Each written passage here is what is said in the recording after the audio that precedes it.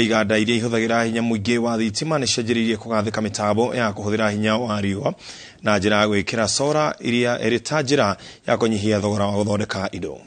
Narendra Raval Guru arĩtie hĩndĩ ya kũrugũria mũtambo wa mbere ũrĩa wanjĩrĩirie kũgathĩkwo kĩganda-inĩ gĩa gũthondeka cuma kĩa Delvic Ruiru.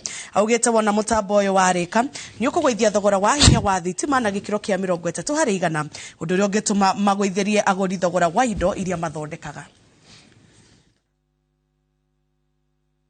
By putting up the solar, our cost of the production will be reduced by almost 200 million shillings per year, because it is the first one we are putting, and it's not that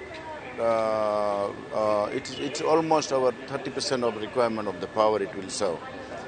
But if we multiply this for our all other factories, then we will be saving more than 30% of our cost of production, because our power will be almost half the price. We are able to deploy solar across all the buildings that we have, say, in Kenya.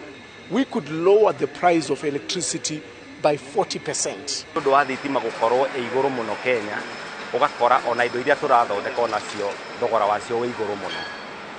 Koguo kũngĩoneka ũndũ ũngĩ ũkũhota kũgũithia thogora wa thitima ona ũthondeki wa indo no ũkũgwa. Wa equipment ici ni ukoragwo wĩ igũrũ mũno na ti andũ aingĩ mangĩhota kũruta mbeca icio rita rĩmwe. No ithuĩ nĩ oka gwitũ ta bengi nĩ tũgũkũhe kamwanya ga kũrĩhaga installment o mweri kana kũringana na mapato maku ma biacara.